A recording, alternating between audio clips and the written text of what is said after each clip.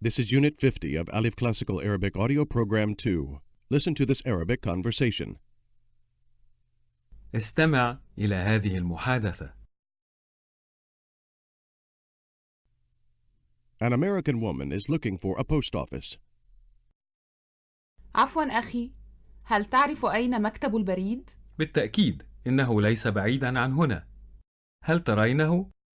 لا أراه. إنه هناك على اليمين. هل ترينه الآن؟ نعم أراه، شكراً جزيلاً. استمع مرة أخرى.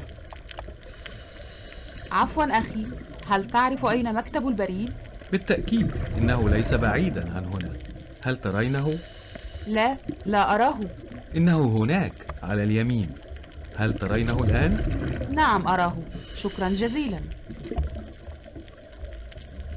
Now you're an American man speaking with a woman at a meeting in Damascus. She asks, "Where are you working now?"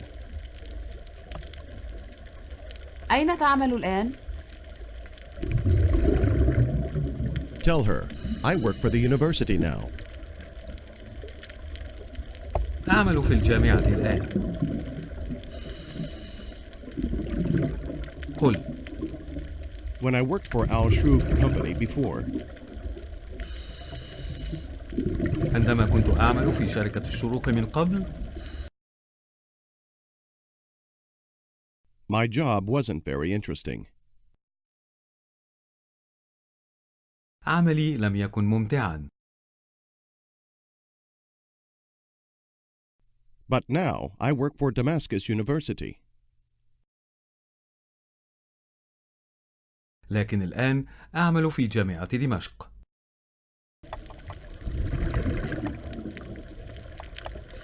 Referring to a man, say, "My friend is in Damascus University."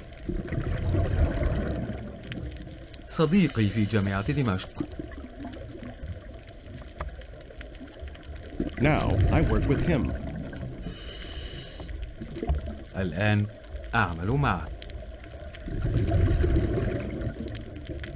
This time I like my job a lot. هذه المرة أحب عملي كثيرا. Ask her, "And you? Where do you work?" وأنت؟ أين تعملين؟ Here's how she says, "I'm a doctor." استمع وأعد. أنا طبيبة.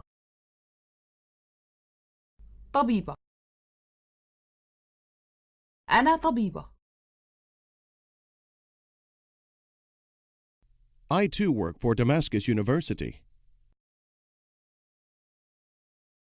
أنا أعمل أيضاً في جامعة دمشق. Before, I worked for Beirut University. من قبل كنت أعمل في جامعة بيروت. My job wasn't very interesting. عملي كان ممتعاً جداً. How did she say that she is a doctor? أنا طبيبة. Now it's another day, and you are out with a friend. You need stamps. How did she say to a passerby, "Excuse me, sir"? عفواً يا سيدي. Do you know where the post office is? هل تعرف أين مكتب البريد؟ مكتب البريد. The man points and says, "Yes, miss, it's over there." Remember, the post office is a masculine word. نعم يا آنسة، إنه هناك.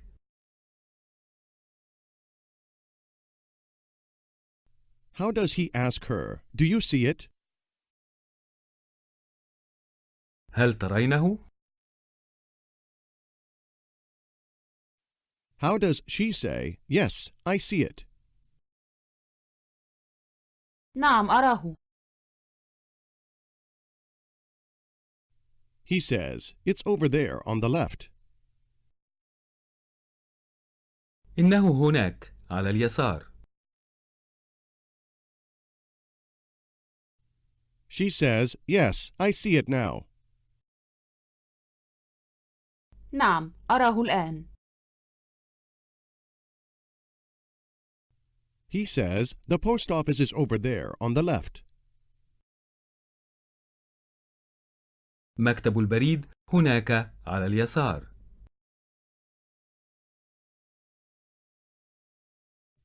It's not far. إنه ليس بعيدا. She says, yes, I see it now. Thank you very much. نعم أراه الآن. شكرا جزيلا. Now you say that you must make a call too. لا بد أن أتصل أيضا. Try to ask if there is a telephone at the post office. هل يوجد هاتف في مكتب البريد؟ The man responds, yes, I think so. نعم أعتقد ذلك. After she buys the stamps, the clerk shows you where the phone is. Tell your friend that you don't have the phone number. ليس عندي رقم الهاتف. Say that you have to call to information first. لا بد أن أتصل بالاستعلامات أولا. You try your call, but it doesn't go through. Say, I have to call today. لا بد أن أتصل اليوم. How do you say, I will try again later? سأحاول مرة ثانية فيما بعد.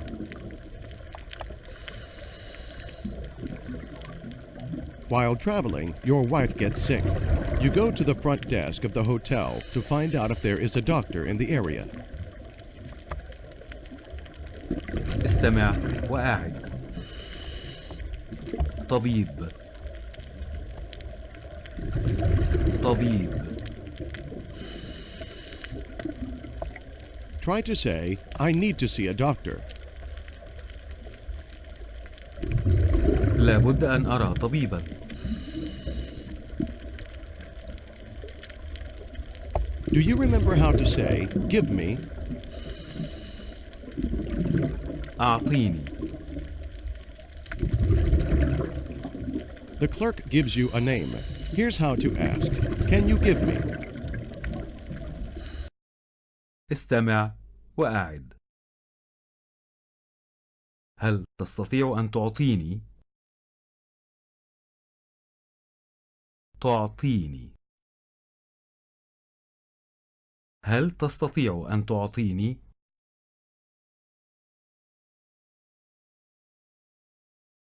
A doctor's phone number. استمع وأعد. رقم هاتف الطبيب. الطبيب.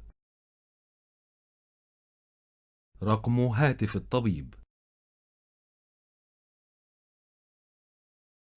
My wife needs a doctor. زوجي تحتاج طبيبا. Can you give me? هل تستطيع أن تعطيني؟ تعطيني. A phone number of a good doctor. رقم هاتف طبيب جيد.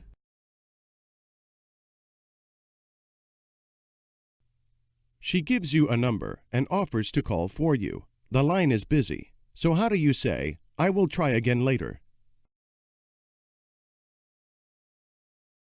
سأحاول مرة ثانية فيما بعد. How do you say to her, thank you very much? شكرا جزيلا.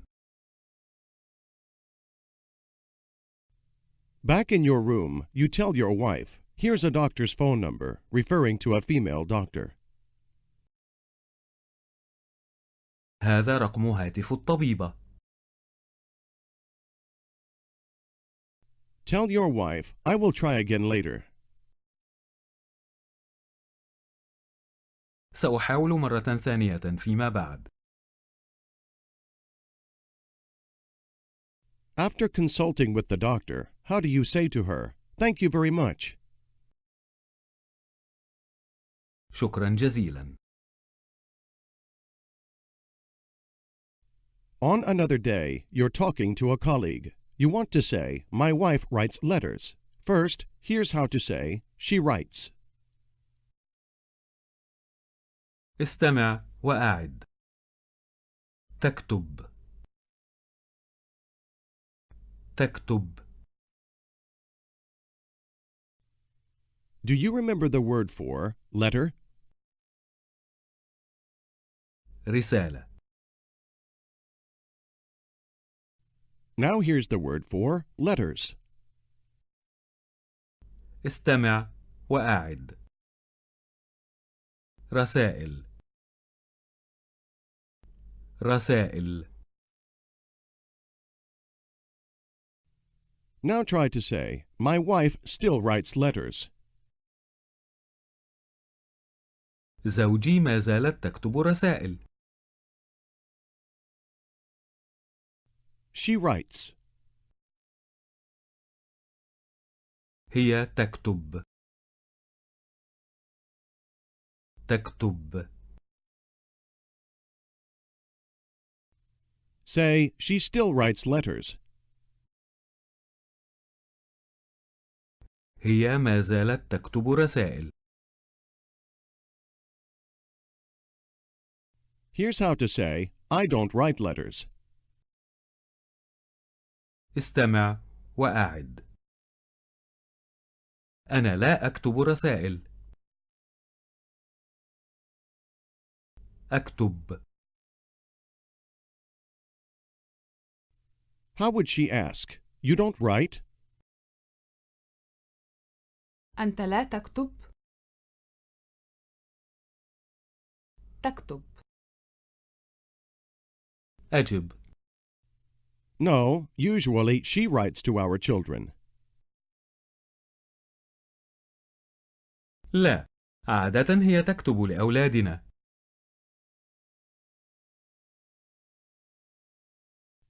She asks you emphatically, you never write?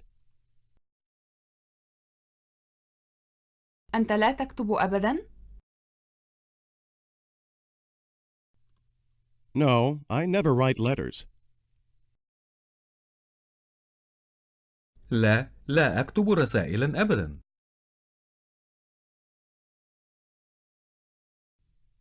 You want to say, I prefer to send emails. First, here's the common term for email, which is derived from the English language. استمع وأعد. إيميل. إيميل. And here is the classic form, which means electronic letter.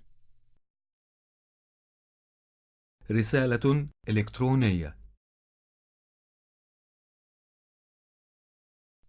Here's how to say, I prefer to send electronic letters. أفضل أن أرسل رسائلا إلكترونية. أنا أفضل أن أرسل رسائلا إلكترونية.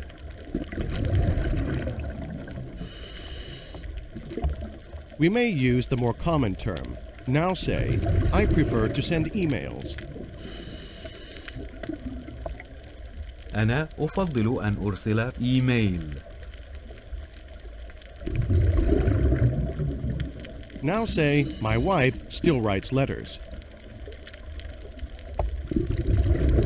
زوجي ما زالت تكتب رسائلا. Add, our children don't live with us.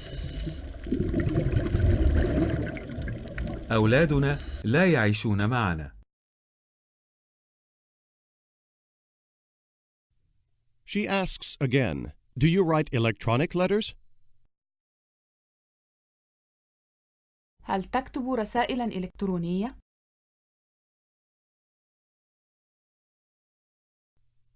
Yes, I write electronic letters only. نعم، أنا أكتب رسائلا إلكترونية فقط.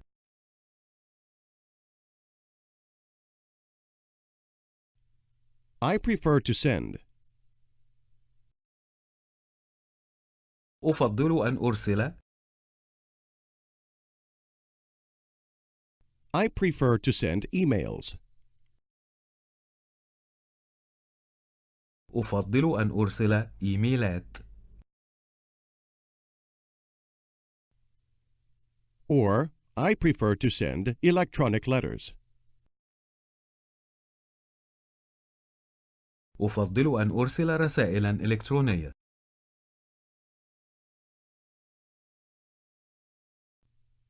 She asks again, you don't write? أنت لا تكتب. No, I don't write a lot of letters. لا أكتب رسائلا كثيرة.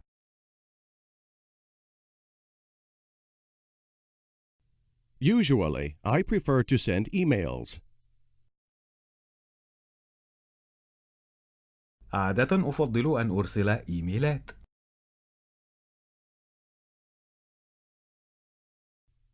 But my wife writes a lot of letters. لكن زوجي تكتب رسائلا كثيرة.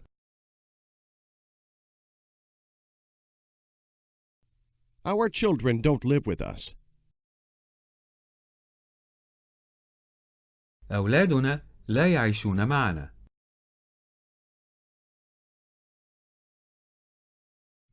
Do you remember how to say, she is 23? عمرها 23 عاما.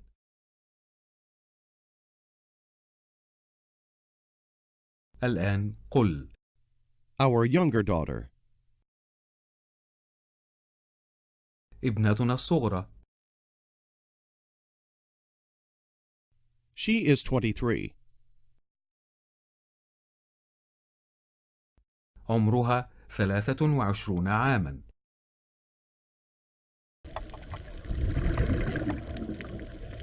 And our older daughter, she is 25. وابنتنا الكبرى عمرها 25 عاما.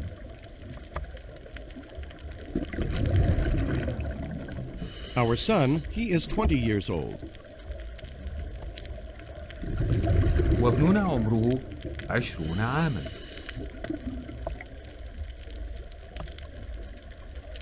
He is a student, meaning a university student. استمع وأعد. طالب. طالب.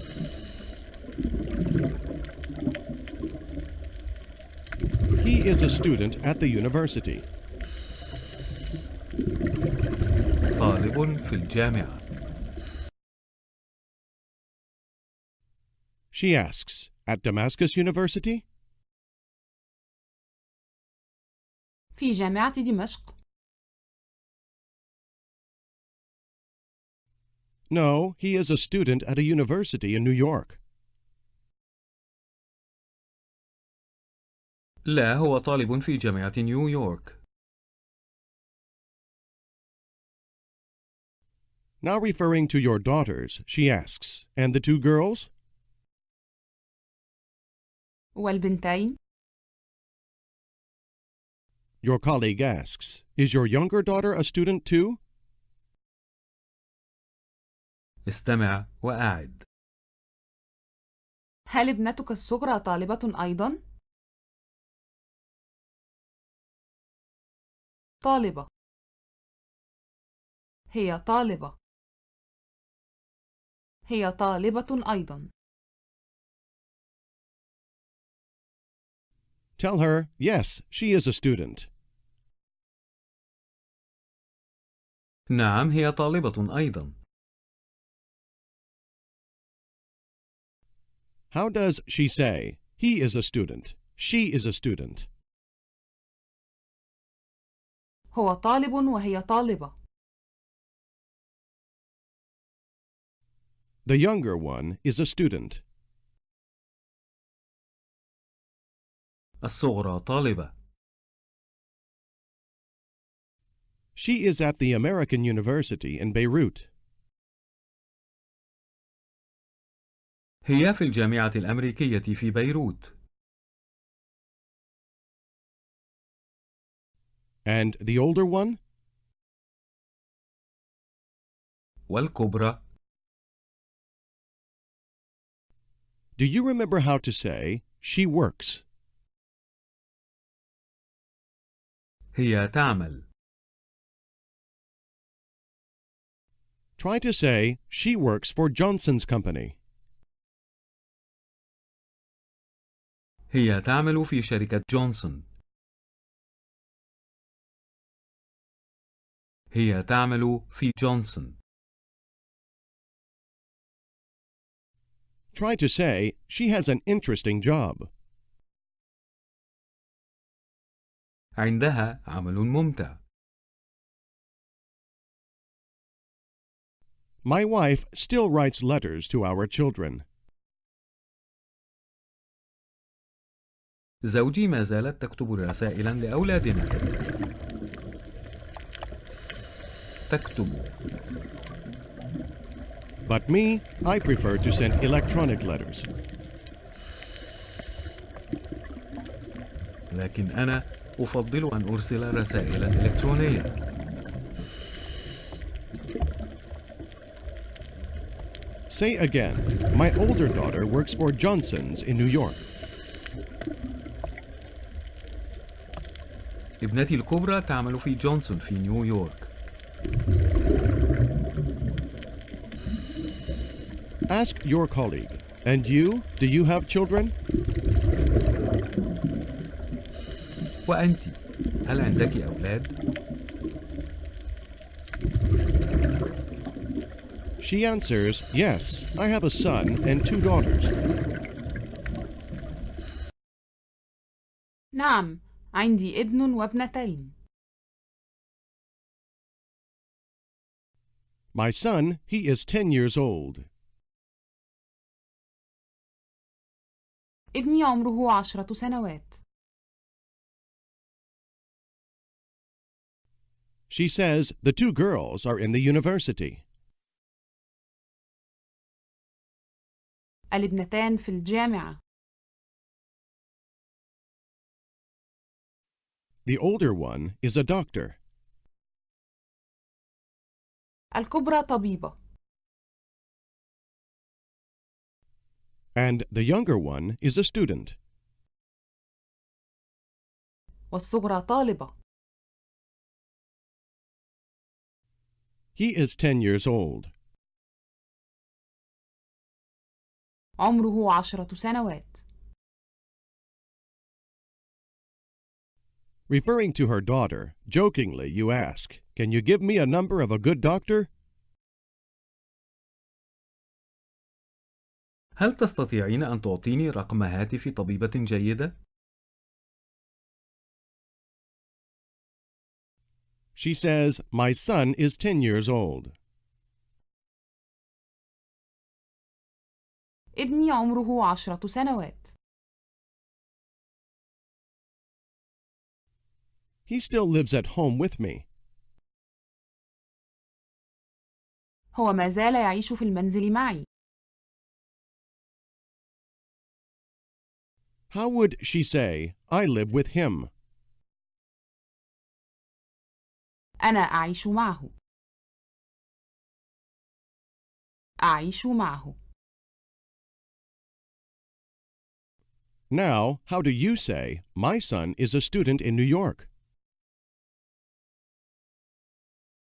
ابني طالب في نيويورك. And my younger daughter is a student in Beirut. وابنتي الصغرى طالبة في بيروت. She asks, do you still write letters? هل ما زلت تكتب رسائلاً؟ Tell her, no, not letters. I prefer to send emails. لا، ليست رسائل. أنا أفضل أن أرسل إيميلات.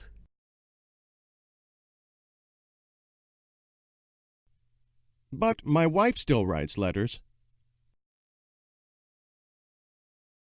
لكن زوجي ما زالت تكتب رسائلا.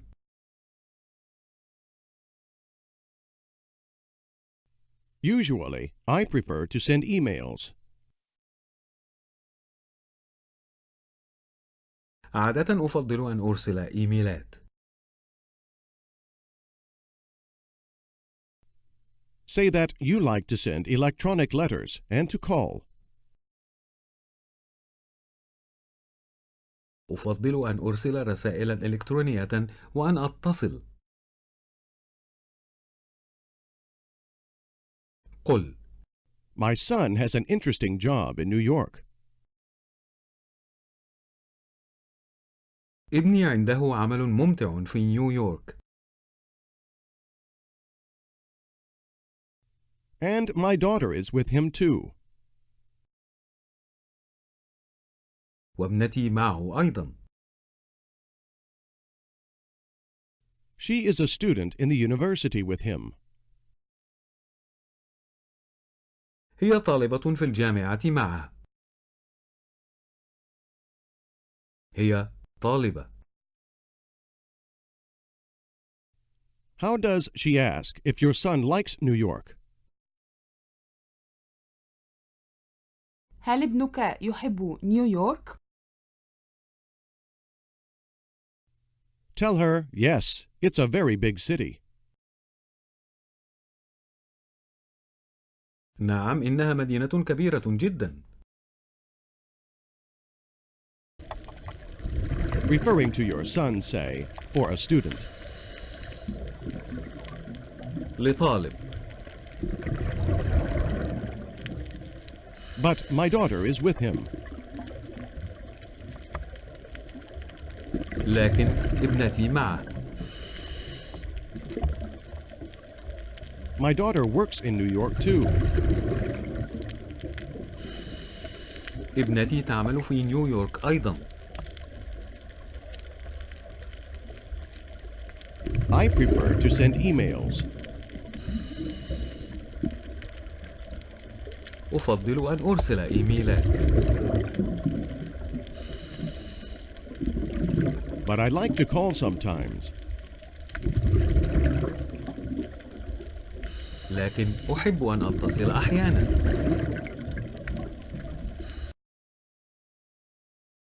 Say again, my daughter works in New York too.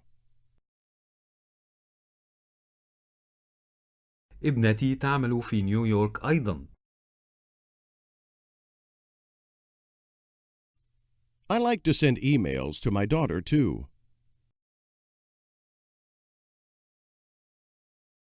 أحب أن أرسل إيميلات لابنتي أيضا.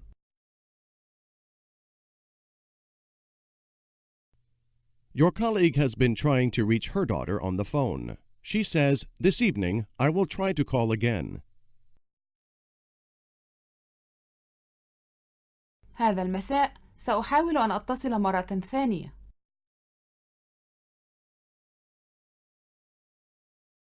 هذا المساء سأحاول أن أتصل مرة ثانية.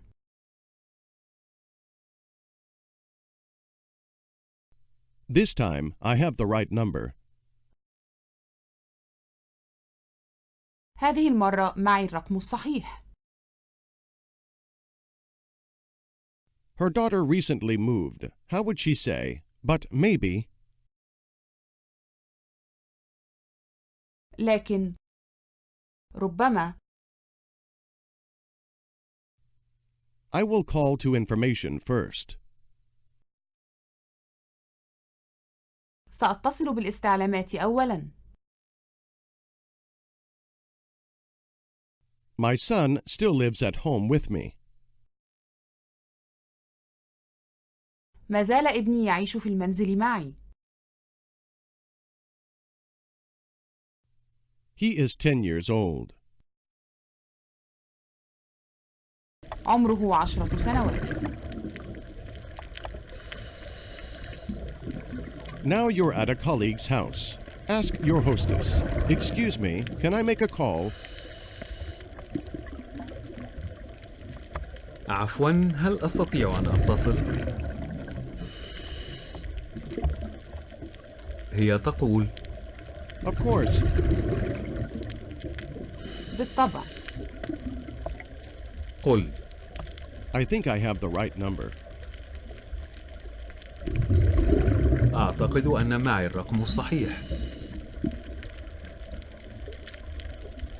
After trying your call, you say, "No, it was the wrong number." لا، كان الرقم الخطأ. I have to call information. لا بد أن أتصل بالاستعلامات. This time, you misdial your call. Say, "It was the wrong number." لا، كان الرقم الخطأ. الرقم الخطأ. You redial the same number one more time, saying, "This time, I have the right number." هذه المرة معي الرقم الصحيح. Your wife hasn't been feeling well. You want to ask your colleague if she knows a doctor in the area. Ask her, "Can you give me the number of a good doctor?" هل تستطيعين أن تعطيني رقم هاتف طبيب جيد؟ Say, "My wife needs a doctor." زوجي تحتاج إلى طبيب. Can you give me the number of a good doctor? هل تستطيعين أن تعطيني رقم هاتف طبيب جيد؟